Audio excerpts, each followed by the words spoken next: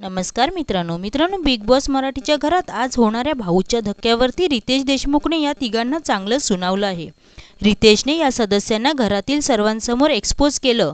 भाऊच्या धक्क्यावरची सुरुवात रितेशने प्राजक्ता शुक्रेपासून केली। प्राजक्ताला बोलताना रितेश म्हणतो की तुम्ही नेहमी म्हणता की महाराष्ट्र बघतोय, मग तुम्ही ज्या गोष्टी करता तेव्हा महाराष्ट्र काय डोळ्यावर पट्टी बांधून बसणार आहे का? गार्डन मध्ये ते सर्व शांत बसले होते तेव्हा तुम्ही सगळ्यांसमोर प्रभूला असं म्हणालात, जा जा आत जाऊन सांग। यावर प्राजक्ता तुम्ही सर्वांना विचारा, सर्व हात वर करतील असं म्हणते तेव्हा रितेश तुम्ही मला सांगू नका, मला कोणाला काय विचारायचं आणि काही नाही असे म्हणत रितेश प्राजक्ता शुक्रेची चांगली शाळा घेताना दिसणार आहे। त्यानंतर रितेश रोशनची कानउघडणी करताना म्हणतो, तुम्हाला मागच्या आठवड्यात चुगली दाखवूनही तुमच्यात काही सुधारणा झालेली नाही। तुम्ही या घरामध्ये फक्त एका व्यक्तीची सावली म्हणून वावरत आहात आणि तो म्हणजे विशाल कोटियन।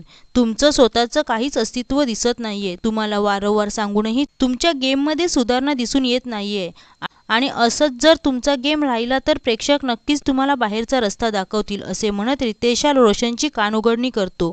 त्यानंतर रितेश तन्वी कोलतेची शाळा घेत म्हणतो की तन्वी एखादा छोटासा मुद्दा एवढा खेचते की सगळ्यांना बोर करून सोडते। राखीने फक्त आयुष तुमचा बॉयफ्रेंड आहे असं स्टेटमेंट केलं होतं आणि त्यानंतर तुम्ही जो काही बिनकामाचा तमाशा केला, तुमचा आवाज ऐकून प्रेक्षकांच्या कानाला प्रचंड त्रास झाला असे म्हणत रितेश आज प्राजक्ता, रोशन आणि तन्वी या तिघांची कडक शाळा घेताना दिसणार आहे।